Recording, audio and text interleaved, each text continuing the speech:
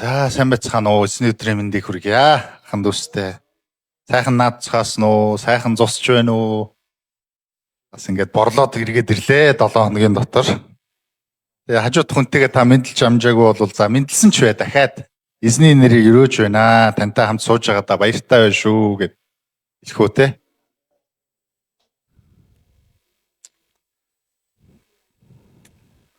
Амен. За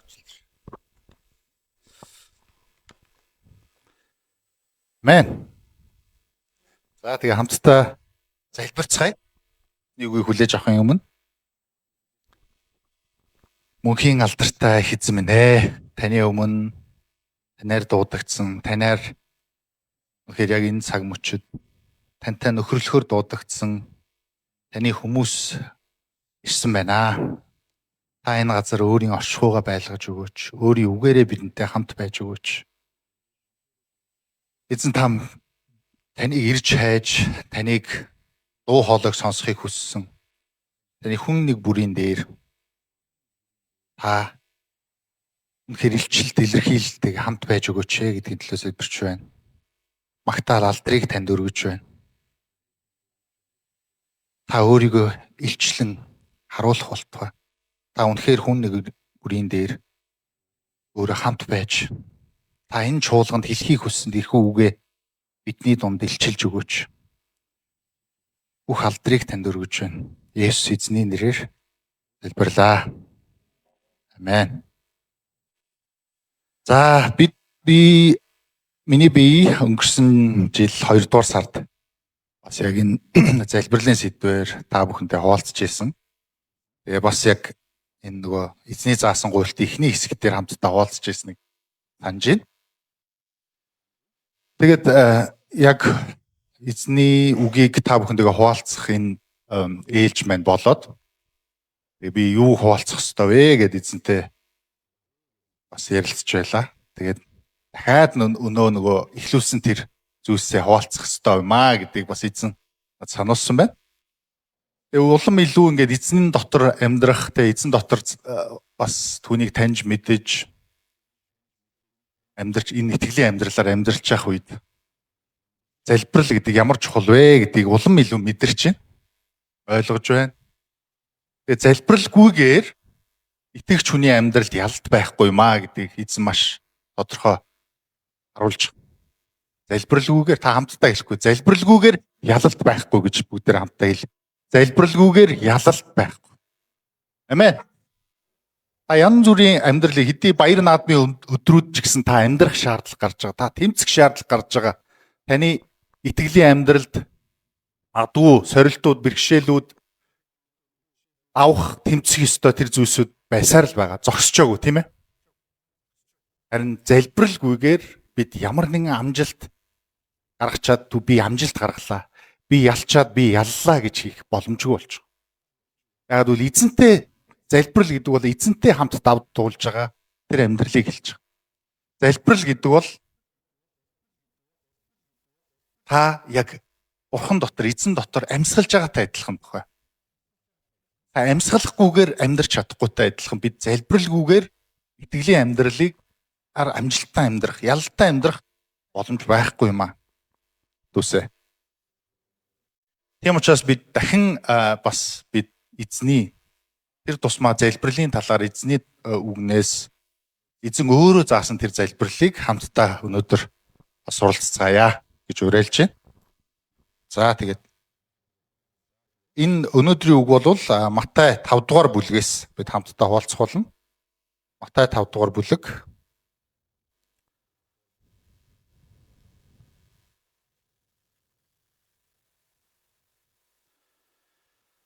За энд гарсан байна бүгдээр хамтдаа уншицгаая. Дараагийн би стандарт Монгол орчуулгын Библиэс энд бичсэн оруулсан байгаа. Таны өвөр дээр бас 13 оны орчуулга байгаа. За бүгдээр хамтдаа ямар ч байсан дэлгэцэн дээр байгаа хэсгийг хамт нэгэн дуугаар уншицгаая. Харин та нар ийхүү залбир. Тэнгэр дэх Бурхан Аав минь таны нэр ариунаар дээдлэгдэх болтугай. Аачлалтай нь ирэх болтугай. Хүсэл тань тэнгэрт биелдгийн адил газарт ч биелэх болтугай. Өдөр тутмын минь хоол хүнсийг энэ өдөр бидэнд хайрлаач. Бид гим нүгэлтнүүдийг уучлсны адил бидний гим нүглийг та уучлаач. Биднийг сорилтод бүү автуулаач. Бузар муугаас харин хамгаалаач гэсэн. Амен. Тэгэхээр Есүс эзэн яг энэ ишлэлийг түүнийг дагаж байгаа дагалдагчдаа зориулж хэлсэн баг. Түүнийг дагаж явж байгаа хүмүүсүүд Есүс эзэн биднэрт хэрхэн залбирахыг зааж өгөөч. Бид нар заримдаа яаж залбирахаа мэддэггүй. Заримдаа бид нар давтан дахин нэг зүйлсийг хэлснээрээ бурхан бас сонсож байгаа гэж заримдаа бидгэд боддог. Эсвэл бидгэд их олон үг хэлснээрээ ярьснараа бурхан магадгүй намайг сонссон байх. Би их олон залбирлаа. Олон 30 минут цаг залбирлаа. гэж магадгүй хугацаагаар ч магадгүй хэмжиж болох юм. Тэгвэл эзэн яг биднээс юу гэж залбираасаа гэж хүсдэг юм бэ? Бидний залбирал ямар байгаасаа гэж эзэн хүсдэг юм бэ гэж бид хэрэг зэрэг боддог вэ гэж. Тэгвэл яг энэ хэсэг дээр Есүс эзэн өөрийн амаараа та нар ийхүү залбираарай гэдэг энэ зааврыг өгсөн баг. Зааврыг өгсөн. Үүнээс өмнө яг энэ ишлэлийг хэлэхээс өмнө бас хоёр төрлийн залбирагчд байхаас татгалзаарай гэдгийг хэлсэн. Нэгдүгээрт нь хоёрт нүртнүүд шиг залбираарай гэсэн. Хоёрдугаарт нь харийнхан шиг битгий залбираарай гэдэг хоёр дээр битгий гэдэг үгийг хэлсэн. Битгийгээ хэлэхгүй бүгдээр. Битгий. Нэгдүгээрт нь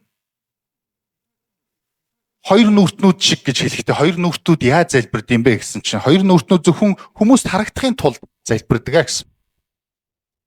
Хүмүүст харагдахын тулд. Тэгэхээр залбирал гэдэг бол зөвхөн хүмүүст зориулсан, хүмүүст харагдахын тулд хүмүүсийн өмнө гарч ирж байгаа залбиралыг залбирал гэж харж байгаа юм биш. Бид нар тэр зүйлээр сэтгэл ханаад бүү амьдраасаа гэж хүсэж байгаа. Магадгүй итгэлийн гэр бүл дотор бид хамтдаа төлөөлж залбирдаг, нэгнийхээ төлөө залбирдаг, залбирсан гэж бас хэлдэг.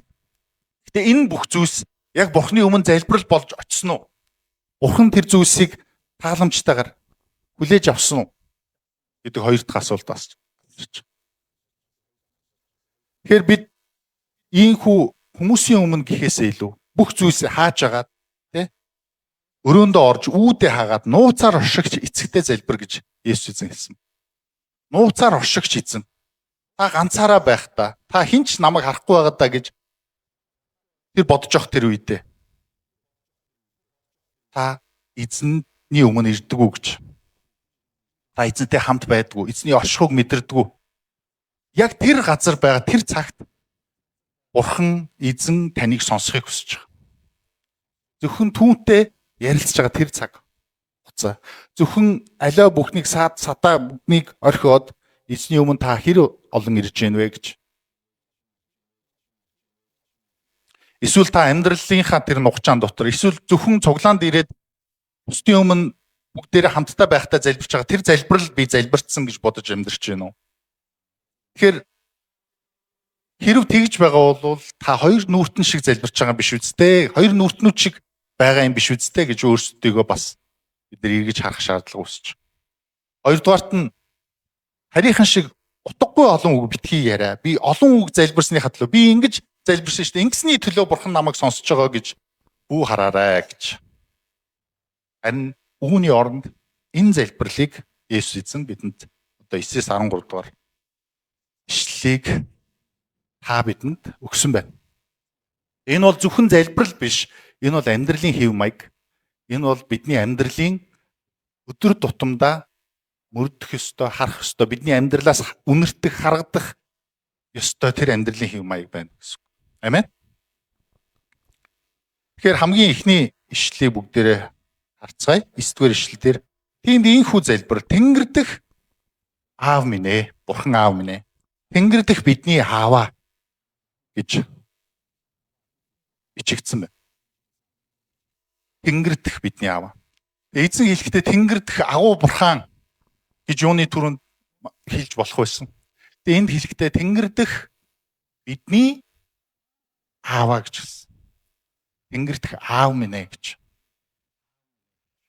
Тэгэхээр бид нар бурхантай залбирахдаа бурхантай ямар харилцаатай байна вэ гэдгээ тэр зөв харилцаан дотор орох нь чухал байна. Тэр харилцаа болвол эцэг хүүгийн, аав хүүгийн тэр харилцаа байна. Амен. Зөв харилцаа.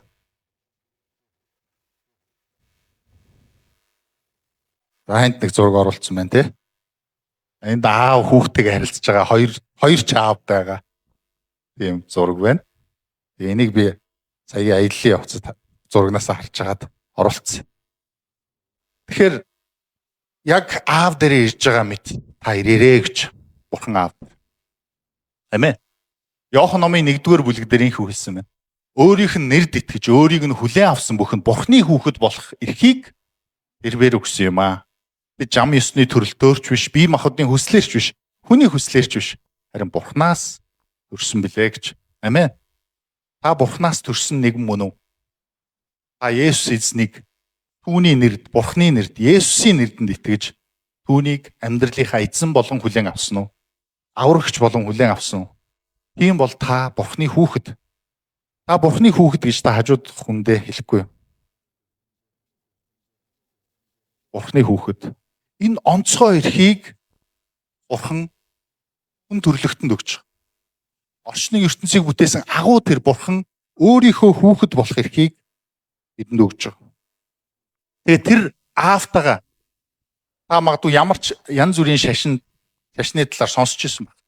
Хизээш тэнд залбирал аавтайгаа харилцаж байгаа мэт тэр ойр дотн харилцаа байд. Алтай таван богд руу явсан хүмүүс бас харсан байж магадгүй. Тэнд мусульман шашинтай хүмүүсүүд байгаа. Алс хол ариун тэр зүйлсийн өмнө 5 өдөр билүү те 7 удаа билүү залбирч байгаа шүү дээ. Тодорхой цагт. Тэр бол хариг маш тийм ариун тэгээ шудраг тийм алс хол байдаг бурхан. Эсвэл бид нар ямар нэгэн зүйл янз бүрийн зүйлс үйлдэж тийм үү? Цам одоо юу гэдэг энэ бүх зүйлсийг ээжэж намайг сонсдог байх гэсэн тийм нэг алсын хаяа нэг жилд нэг удаа засал хийлгдэг ч юм уу тийм үү? Хаяа нэг уулздаг. Тэгээ уулзахдаа ямар нэгэн зүйл биднээс шаардж агаад сонсдог. Тийм бурхныг одоо жишээлбэл буддизм одоо өнөөдрийн байгаа Монголд байгаа буддизм бид нар зааж байгаа тийм харуулж байгаа. Эсвэл тэнд нэг илүү ойрхон бурхантай ойрхон болохын тулд одоо үсээ халзлах ёстой ч юм уу тийм намайг хараагүй шүү. Би өөрийгөө хэлээгүй шүү тийм.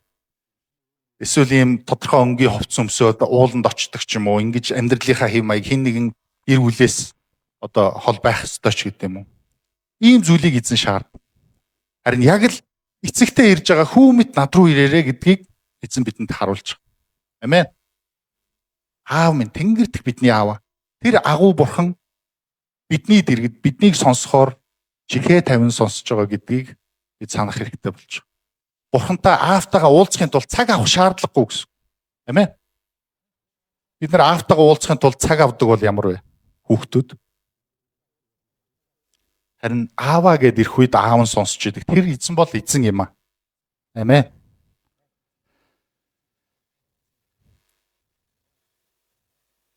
Тэгээд дараа нь бурхан ер нь энэ гуйлт эзний заасан гуйлт ер нь ийм 6 төрлийн энэ гуйлтыг багтаасан 6 хэсэг.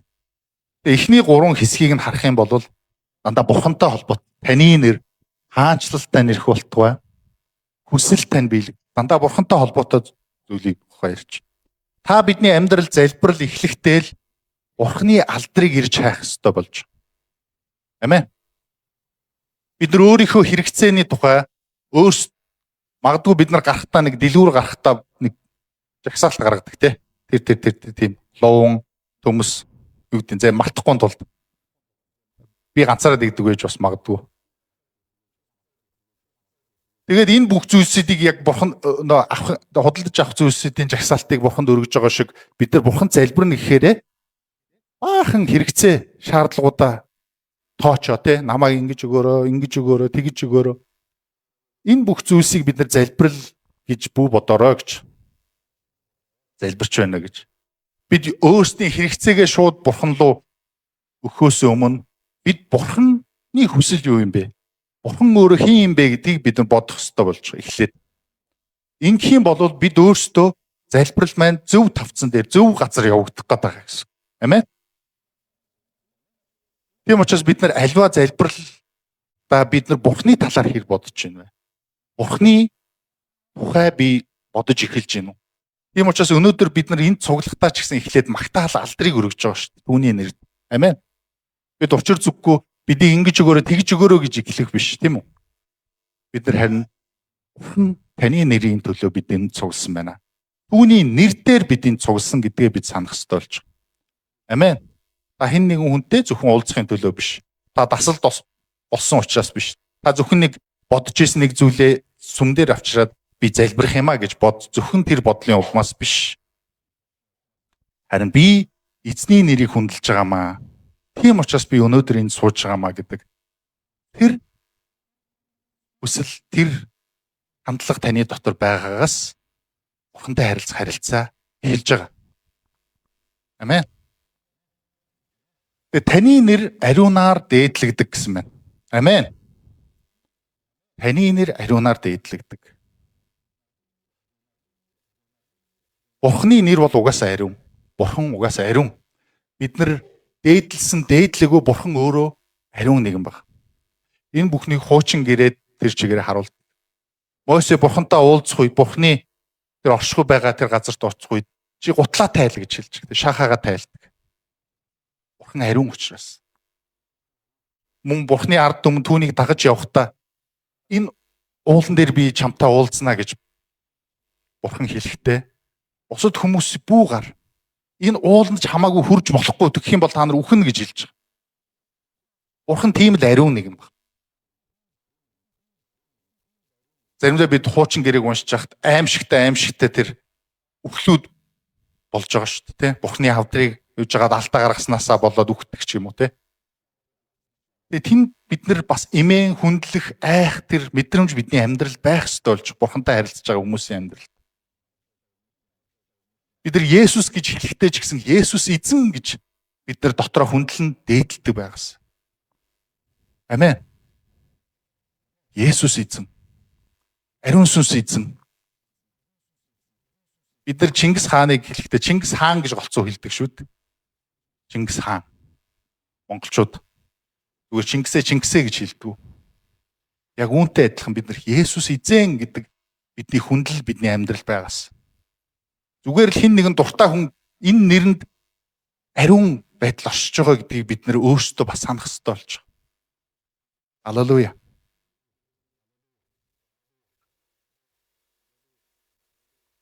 Таны нэр ариунаар дээдлэгдэх. Тэгэхээр бидний амьдралд миний бодол санаанд, миний итгэлийн амьдралд Христийн нэр, Есүс Христийн нэр, Бурхны нэр дээдлэгдээсэ гэсэн тэр зүрх сэтгэл бидний амьдралд явж байгаа нь энэ бол залбирал болж байгаа. Амен.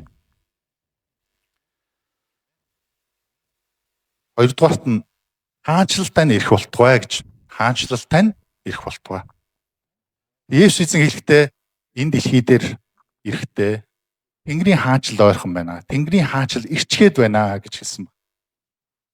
Тэнгэрийн хаанчл, Бурхны хаанчл гэж юу юм бэ? Бурхны хаанчл бол энд аливаа хаанчл хаан гэж байгаа. Захирагдах хаан төр гэж байгаа.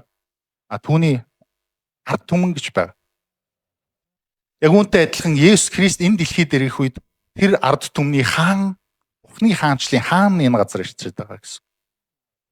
Тэр хаан ирсэн учраас Бурхны хаанчл ирсэн байна гэж хэлж. Тэгээ бид Христ итгэгчдийн хувьд Есүс эзэн ирээсэ гэж залбирдаг уу? Та ер нь залбирдаг уу? Есүс эзэн ирээсэ гэж. Нэг бодогдохгүй байна уу? Нэх ирэх шаардлагагүй юм уу да? Энд тавтаа сайхан л байна шүү дээ. Есүс эзэн ирээсэ хурдлуулаа, түүний ирэлтийг хурдлуул залбир гэж хэлсэн байдаг, тийм ээ? Бидний амьдрал магадгүй бас нэг өөрсдийнхөө амьдралын Христ итгэлийн амьдрал маань хэр явж байгаа, зөв явж гин үгүй юу гэдгийг нэг дүгнэх бас нэг дүгнэлт бол би эзний ирэлтийн төлөө бас залбирдаггүй гэж. Яагаад эзний ирэлтийн төлөө залбирч гин вэхээр энэ дэлхийд үнэн зөв амьдарч байгаа тэр хүмүүс хавчигддаг тухай. Бурхны хаанчлыг, зөв байдлыг ирж хайж байгаа хүмүүсүүд хавчигддаг тухай Библиэс олж харж байна. Тэгэд энэ хэцүү бузар бууг харахтаа бид нар эзэн хурдан ирээсэ. Хариуцлага тооцоосоо. Үнэн үү? Магадгүй тэр би та амьдралын тэр хавчлага дотор байхдаа би үнэхээр амармаар байна. Таны дотор амармаар байна гэж залбирдгүү гэж. Хэрвээ хитрхи энэ амьдралдаа бид нар тав тухтай амьдраад байх юм бол би үнэхээр Христийн тэр нарийн замаар алхаж гин үү гэж бид заримдаа өөрсдөөсөө бас асуух шаардлагатай болж байна. Гэхдээ зөвхөн энэ зүйлийн талаар энд ярьсан гэж үү гэж. Үүнээс гадна бид таны хаанчлалт нь эрхэлт тухай гэдэг нь тэнгэрч шигэ бэлдгийн гэсэн. Таны хаанчлал эрх болтугай. Таны хаанчлал миний зүрх сэтгэл танд захирагдж байгаа юу гэж бид асуух хэрэгтэй болж байна. Есүс эзэн та намайг захираач. Та намайг удирдаач гэсэн энэ залбирал таны дотор байгаа юу? Бид нар өөрөө өөрийгөө мэдээд заримдаа амьдрах үед те би чадна, би мэднэ гэсэн энэ ер нь бол энд орчны ертөнцид биднийг ийм зүйлээр л ерөнхийдөө урамшуулж байгаа шүү дээ. Чиний дотор өөрт чинь бурхан байгаа. Чиний л шийдвэр байгаа. Мэдээж хариуцлага бүх зүйлийг бид нар үүрэх ёстой болдог. Бусдын төлөө бусдын өмнөөс бид амьдраагүй. Гэхдээ бурхан эзэнгүүгээр бид энэ орчлон ертөнцийг туулах боломжгүй байна. Зөв амьдрах боломжгүй байна. Амин. Тийм учраас эзэн минь та намайг захираач, та намайг мэдээч гэсэн залбирал та бидний дотор байна уу гэж. Амин. Урдуурт нь хүсэл тань тэнгэрт бэлдгийн адил газарт биелэгдэх болтугай гэсэн. Бурхны оршихуйд бурхан оршин буй тэр тэнгэрийн улсад бүхий л зүйл бурхны тааллын дагуу бурхан тааламжтай тэр зүйлс болж идэг. Тухайн бид эндээс харж болно. Тэр газар бүх зүйл биелдэг. Харин энэ газар дэлхий дээр бүх зүйл бурхан тааламжтай бол биш байна гэсэн. Бурхан тааламжтай зүйлс байна. Бурхан бас тааламжгүй зүйлс.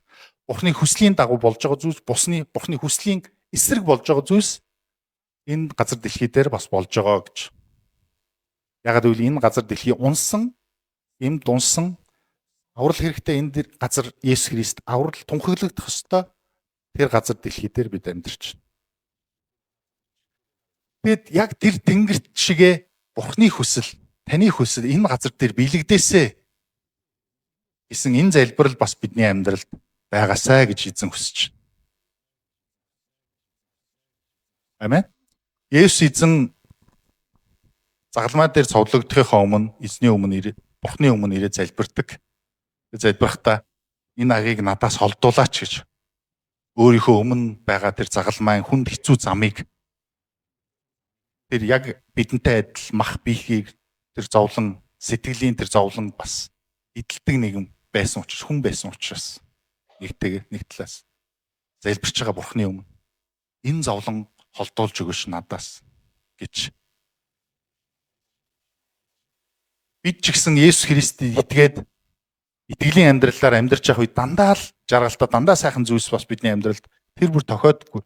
Заримдаа хүнд хэцүү, давхад ч хэцүү тэр зүйлсүүд бидний амьдралд болдог. Яагаад ийм зүйл болчихоо гэж асуух зүйлс. Яаж энэ зүйлсийг та холдуулж өгөөч. Надаас бүү ийм зүйл байгаад байлгаж өгөөч. Үхэл хацал амьдралын тэр асуудлуудыг яагаад та зөвшөөрч байгаа юм бэ гэж магадгүй бид нар асуух. Тийм үе ч ирж магадгүй.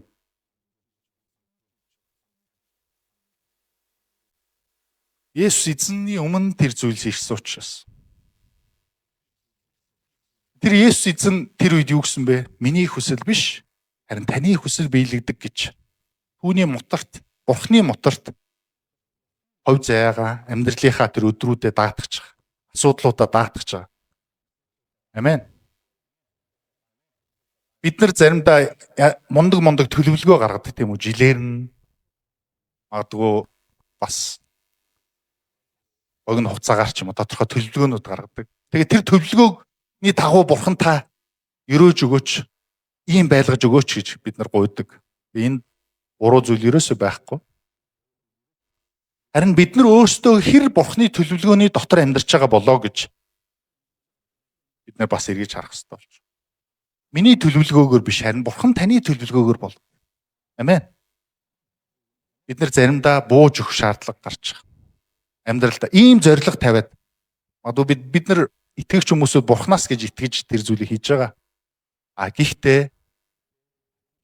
энэ бүхэн буруугаар ирэх үед ч гэсэн бурхан эзэн таны төлөвлөгөө, таны хүсэл таалал явж байна. Би танд бууж өгье гэж. Бууж өгөхөд бэлэн байна уу? Энэ зүйлс та бидний амьдрал байгаасай гэдгийг эзэн бас хүссэн байна. Аллилуйя. За бүгдээрээ мондог тэнгэрлэг залбирлын тухай яг энэ цаг мөчид болцлаа. Бурхны талаар. За тэгвэл дараагийн хэсэг рүү гинт одоо ингээ харж байгаад гинт ингээд уналт явж байгаа юм шиг одоо дараагийн 3 залбирал явна. Дараагийн 3 залбирал. Өдөртөхгүй байна те. Болцсон. За энд гинт хоол хүнс өдөр тутмын хоол хүнс яригдсан. Амен уу? Амен. Эдгээр хүмүүс учраас магадгүй мондог тийм агуу Бурхны нэр, Бурхны хаанчлал, Бурхны хүсэл таалал гэж залбирч байсан гинт одоо нөгөө бидний танил залбирал гарч ирж байгаа. Бидний амьдрал байдаг л тэр зүйлсүүд хэрэгцээний тухай. Амен. Өдөр тутмын хоол хүнсийг энэ өдөр бидэнд хайрлаач гэж. Тэгэхээр бурхан тэр агуу бурхан бидний өдөр тутмын хэрэгцээнд бас санаа тавьдаг юм аа гэж би таныг урамшуулахыг хүсэж байна. Танд хэрэгцээтэй зүйлсийн төлөө бурхан санаа тавьж байгаа. Зөвхөн та санаа зовоод яваад байгаа юм уу? Зөвхөн та хөдөлмөрлөөд яваад байгаа юм уу? Үгүй, бурхан санаа тавьдаг. Амен. Хажууд хүндээ бурхан танд санаа тавьдгаа гэж хэлэхгүй. Бурхан танд санаа тавьдаг. Та тайвширлыг амсч байна уу? Тийм ээ, та итгэж хүлээж авч байгаа бол та тайвшрах ёстой. Яагаад гэвэл бид нар өөрсдөө тэмцэх гэдэг. Би л болгож гин, би л хөдөлмөрлж гин гэж. Би л энэ бүхнийг би одоо амарч авч жагаад ажилдаа ороод би л хийн. Үгүй. Харин эзэн танд санаа тавина. Амен. Эзэн надад санаа тавина. Эзэн хангах болно. Тэгэхдээ бидний залбирал жилийн минь хүнсийг эзэн надад өгөөч гэж залбирлыг Есүс эзэн зааж өгөөг. Өдөр тутмын минь хоол хүнсийг, өдөр тутмын талхыг энэ өдөр та бидэнд өгөөч гэж залбирлыг зааж өгсөн. Яагаад юм болоо? Өдөр өдөр болгон түүний нэгүсэл, түүний тусламж бидэнд хэрэгтэй учраас. Амен. Хэрвээ бид жилийнхээ хэрэгцээнийг бүгдийг хангачаад бусад үед нь бид Бурхныг мартаад амьдрах эзэн хүсээгүй. Өдөр тутам бид түүнд найдаж, өдөр тутам түүний амьдралаар, түүн дотор энэ залбирал өдөр тутам хийгдээсэ. Бурхантай харилцаа өдөр тутам байгаасаа гэдгийг Бурхан хүссэн учраас бидэнд өдөр тутмын минь хүнсийг, хоол хүнсийг энэ өдөр бидэнд өгөөч гэж. Амен. Өдөр тутам Бурхны нэгүсэл танд хэрэгтэй. Өдөр тутам бидний хийж байгаа, өдөр тутам бидний хэрэгцээг Бурхан хангах болно гэсэн итгэлээр та амьдраарай. Амен. Хуучин гэрээн дээр Израилийн ард түмэн Бурхныг дагаад, Мосег дагаад Бурхны одоо зааж өгсөн тэр зам руу явдаг. Тэр газар руу явдаг. Энэ үед тэд өссөх үед те холын тэр аянд явах үед тэр өдөр бүр Бурхан тэднийг хангаж исэн манна гэд онцгой тэр хоол хүнсээр хангаж исэн тухай бид уншдаг. Тэр их хэмжээний хүнс авч явах боломжгүй, мууддаг. Дээрээс нь боломжгүй. Тийм учраас тэнд Бурхан тэнд маш том нүүдэл явж байгаа шүү дээ. Хэдэн сая хүн нүүж байгаа тэр нүүдэл явж байгаа. Тэр газар Бурхан өөрийнхөө ард түмнийг өдөр бүр хоол хүнсээр хангаж ирсэн. Өдөр бүр Бурхан намайг хангах болно гэсэн итгэлээр тэд босч ирж исэн гэсэн. Бидний амьдрал ч гэсэн энэ газар дэлхий дээр амьдарч байгаа амьдрал ч гэсэн төр зурих бас аялал байна. Энэ аяллаа туршид бид өдөр тутам эзэнд найдах тэр амьдрал хэрэгтэй болж байгаа. Өдөр тутам тэр ханган гэсэн тэр итгэл дотор амьдраасаа, энэ аял дотор амьдраасаа, аяллахаа туршид амьдраасаа гэж эзэн хүсэж байна. Амен. Бид гим нүгэлтнүүдийг уучлсны адил бидний гим нүглийг та уучлаач гэж хэлсэн баг. Биднэрт хоол хүнс хэрэгтэй зүйлс байхаас гадна бидний үнэхээр сэтгэлд уучлал хэрэгтэй баг. Бидэнд уучлал хэрэгтэй гэдгийг Есүс эзэн мэдэж байгаа. Бид нар төгс бус, бид нар алдаа гаргадаг гэдгийг Бурхан мэдэж байгаа. Тийм учраас уучлал хэрэгтэй. Төгс хүмүүс байх юм бол тэр газар уучлал хэрэггүй шүү дээ. Тийм биз дээ. Бид бүгдээрээ нүрээ хараад бүгдээрээ алдаатай хүмүүсүүд бие биенийг хараад сууж байгаа шүү, амин. Ерөөсөө төгс хүм бидний дунд байхгүй байна. Ерөө төгс болчих юм бол бид нэр Бурханд найдах бараг шаардлагагүй юм шүү, те. Бурханаас уучлалыг гуйх шаардлагагүй юм шүү. Эмшин залбирах хэрэггүй юм шүү.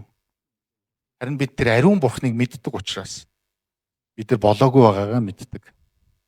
Бид нар дахиад түүнээр угаалгад цэвэрлүүлэх хэрэгцээтэй байгааг бидний зүрх сэтгэл байнга бидэнд хэлж өгч идэг. Бид амаараа, бид нар үйлдэлээрээ, бид нар бодол санаагаараа им нүгэл үйлддэг. Тийм учраас бид шудраг байгаасаа эзэн Есүс хэнд хэлж. Тийм учраас та нарт уучлал хэрэгтэй. Уучлал хэрэгтэй. Бурхан уучлалыг өгөх болно. Бурхан та нарыг уучлах болно. Тэр бол уурлахтаа удаан хайр инэрлэр баян эзэн гэдгийг бидэнд сануулж байгаа. Тэр биднийг буруу шалгуугаар биднийг хүлээж аваад чиний буруу штэ гэж хэллгүүгээр биднийг хүлээж аваад уучладаг тэр эзэн. Цэвэрлдэг эзэн. Дахиж биднийг шинэ тэр амьдралын утга учраар шинэ цэвэр тэр гараанаас дахин эхлүүлдэг тэр эзэн бол Есүс эзэн юм. Ингэхдээ бид нар дараагийн 13, 14, 15 дугаар ишлэлийг харах юм бол бас дахиад хэлсэн байна. Хэрвээ та нар хүмүүсийн алдааг уучлвал Тэнгэрлэг эцэгт нь та нарыг уучлана. Харин хүмүүсийг эс уучлбал алдаа чинь эс уучлагдчих. Тэр бид уучлалыг эзнээс хүлээж авахдаа бид хэн нэгнийг бас уучлаагүй байгаа юм биш үстэй гэдгийг үргэлж санах хэрэгтэй болж байгаа. Уучлал гэж юу юм бэ? Уучлал гэдэг бол таны бурууг гим бурууч нь буцааж өс санахгүй байхыг хэлж байгаа. Өшөө авахгүй байхыг хэлж байгаа. Өшөө авалт бол эзнийх юм гэж сандаг байхыг уучлал гэж хэлж байгаа. Амен. Тэрнээс биш дахин уучлаад нөгөө хүн хэрвээ үнэхээр алдаатай бузар муу үйлдэлсээр байхыг дахин урамшуулж байгаа тэр зүйлийг хэлээгүй гэсэн. Харин би хохирлыг амссан болвол би тэр хохирлынхоо төлөө өсийг заавал хариуг чамаас авандаа гэсэн тэр бодол санааг хийхгүй байхыг хэлж байгаа. Амен. Дээж уучлал бол том сэдв. Гэтэ энэ уучлал таны амьдрал байх ёстой тэр сэдв. Хоол хүнстэй яг адилхан. Бид нэр хоол хүнсээр амьдарч байгаатай адилхан. Уучлал ч гэсэн бидний сэтгэл тавьж явуулдаг, бидний уучладаг тэр сэтгэл бидний амьдралд байж иж бид амьдрах нь. Бид нэр хэрэгцээ байгаа юм. Тийм учраас эзэн энэ зүйлийг зааж өгсөн. 6 гуйлтын нэг нь болгож тавьсан байна. Энэ зөвхөн бурхантай харилцах уучлалын тулаа биш, бустай харилцахдаа ч гэсэн харилцаан дотор бид үргэлж уучлал хэрэгцээтэй болж байгаа. Би өөрөө тавьж явуулж иж бурхнаас уучлалыг тэр ерөөлийг авах боломж бий болж байгаа. Орон зай бий болгож байгаа гэдгийг ойлгох хэрэгтэй. Амен. Бурхнаас уучлалыг авсан хүмүүсийг уучладаг. Та магадгүй хэн нэгэнд 1000 төгрөгийн өртөө байсан. 1000 сая төгрөгийн өртөө байсан гэж бодъё. Тэр өрийгт хэн нэгэн уучлал нөгөө хүн чинь уучлаа. Бурханд магадгүй тийм өртөө байсан. Бурхан Би чиний сая төгрөгийг чинь уучлаа. Чи дахиж надад төлөх хэрэггүй. Зүгээр би сайхан амьдраарай. Тийм үү? Хэрэгцээтэй олсон зүйлсээ өөртөө зарцуулаад яваарай. Илээ гэж бод.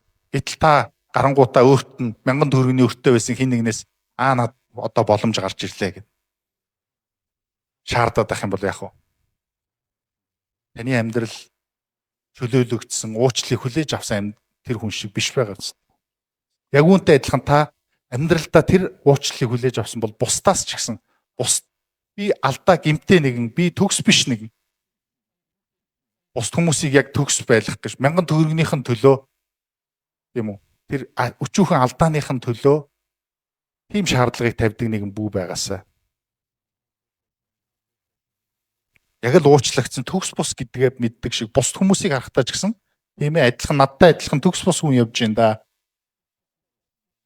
гэж хардаг байгаасаа. Амен.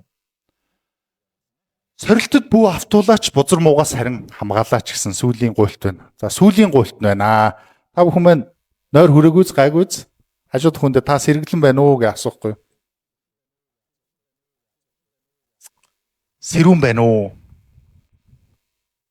Сэрүүн гэхээр арай доромжсон болчиход байна те. Та чи сэргэлэн харагдаж шүү, гоё харагдаж шүү гэвэл бид нар шууд сэргээд босоод ирнэ шүү дээ. Биднийг сорилтод бүү автуулаач, бузар муугаас хамгаалаач гэсэн. Бид алдаа гаргасан тэр зүйлийг бурхан уурчилдаг. Харин дахиад алдахгүй байхын тулд бид дахиад бурханы өмнө ирэх ёстой болж байна гэсэн. Амен. Сорилтод бүү автуулаач. Бурхан биднийг сордоггүй, бузар муугаас сордоггүй гэж Яаков номдэр хэлсэн мэт. Тэгэхээр сорилт бэрхшээл ирэх нь гарцаагүй. Сорилт бэрхшээл ирдэг бидний амьдралд. Сорилтууд ирдэг. Харин энэ зүйлд бид нар автаад дийлдээд байгаасаа гэдгийг бурхан өсдгөө. Амен. Давж гараасаа, надтай хамт давж гараасаа, магадгүй зүхтагаад гараасаа гэдгийг эзэн хүсэж. Тийм учраас бидний залбирал сорилтдаа биднийг бүү автуулаач. Гэсэн энэ залбирал таны дотор байгаас.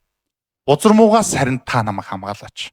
Энэ сорилтын дунд би бузар мууд цөгдчихсэн, унчсан, дийлдчихсэн байх вэ?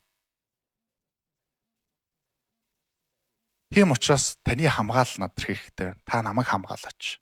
Та намайг хангаач. Та намайг уучлаач. Та намайг хамгаалаач гэсэн энэ залбирал байна.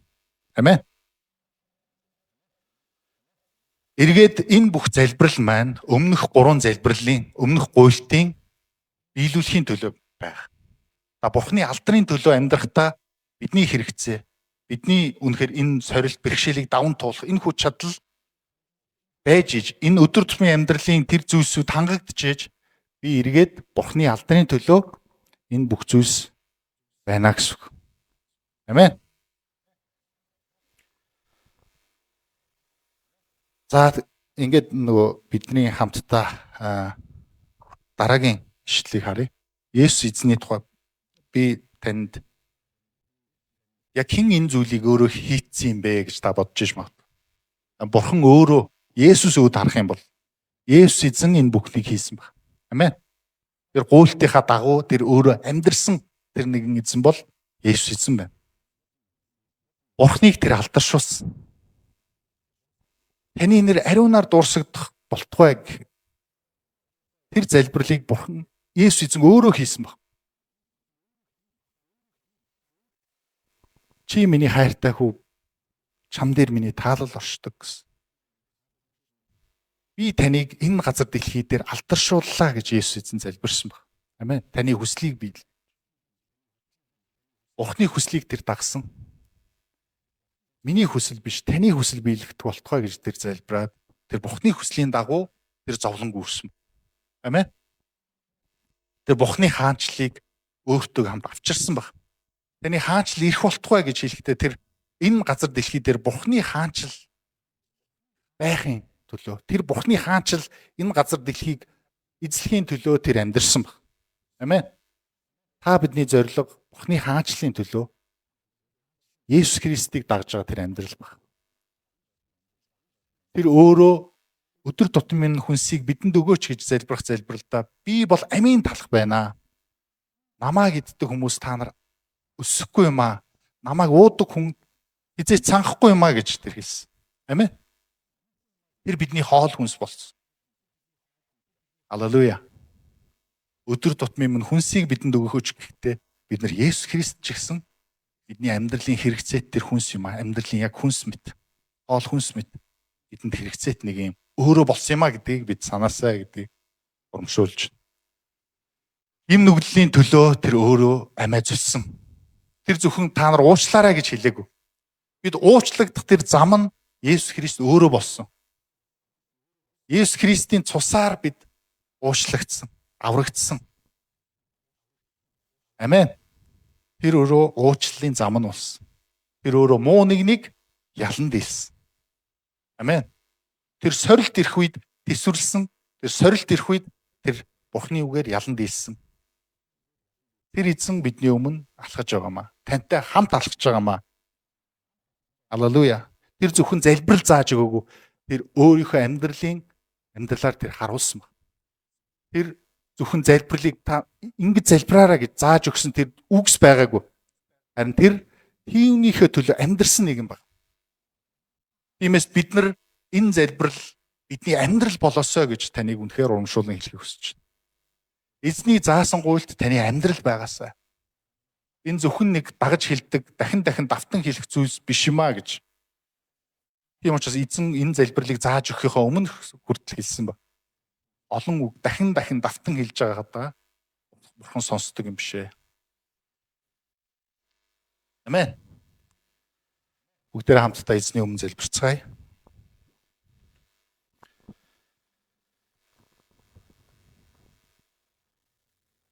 Хүн нэг бүр та тэр өнөөдөр заагдсан зүйлсийг эргэж бодоод түүний өмнө авчраасаа гэдгийг хүсэж байна.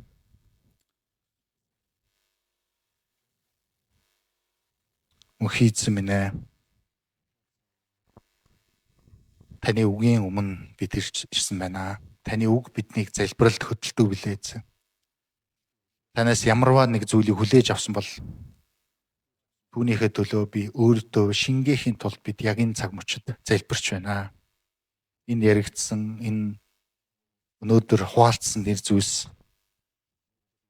сонссон хийгээд ярьсан амийн талах чуулганы яхан дүүс та бидний дээр байхын төлөө Тэнгэр дэх бидний аава гэж бид хамтдаа таны нэрийг дуудан залбирч байна. Тэнгэр дэх бидний аава. Бидний аава. Бид энэ гэр бүлийн гишүүн болсон байна. Бид таны гэр бүлийн гишүүн болсон байна. Тийм учраас бид бидний аава гэж залбирч байна. Таны нэр ариунаар дуурсагдах болтугай. Бидний амьдралд таны нэр ариунаар дуурсагдах болтугай. Таны нэрийг тээж байгаа таны хүмүүс, таны зам мөрийг, ариун тэр байдлыг мөшгөх, ариусгалын амьдралыг мөшгөх тэр хүмүүс байх болтугай гэж залбирч байна. Таны хаанчлал иртүгэй.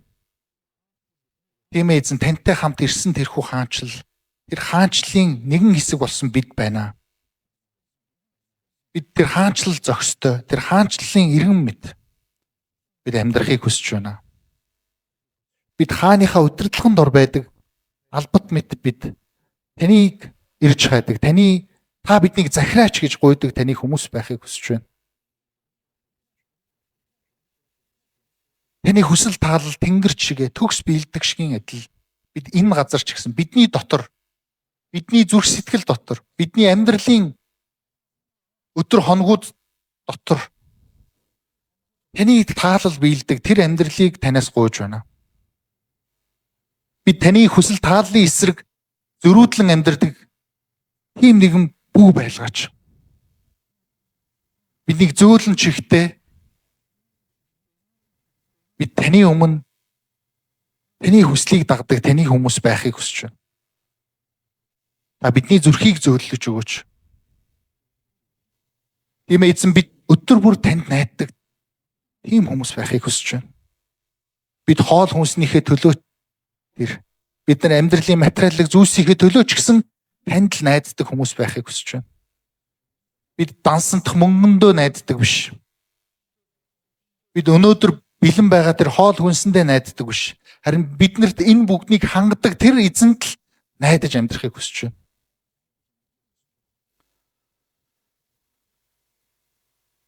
Бид уучлалыг эрен залбирдаг таны хүмүүс байхыг хүсэж байна. Бид өөрсдийнхөө зөв гэж үргэлж боддог биш. Харин эзэн та хэрхэн харж байна вэ? Тийм л хүмүүс байхыг хүсэж байна. Бид хэрвээ буруу хацгай гიშгсэн бол хурдан түүнийгээ засдаг хүмүүс байхыг хүсэж байна. Танаас холдон алхах тэр хүмүүс бүү байлгаач гэж бид таны өмнө залбирч байна. Биднийг аливаа уруу татлага, амьдралын сорилт бэрхшээл ирэх үед биднийг та хамгаалаач гэж танаас гуйж байна. Бид сул доройгоо мэднэ. Бидэнд та хэрэгтэй гэдгийг үргэлж сандаг хүмүүс байгаач, байлгаж өгөөч. Танигүйгээр бид амжилт, үнэхээр тэмцлэлийг ялалт байгуулах боломжгүй гэдгээ санахад та туслаач. Тэгээд эзэн минь хаанч л хүч чадал алдарсуу мөнхөд таних гэж дахин бид таныг хүндлэн өргөж байна. Есүсийн нэрээр. Амен.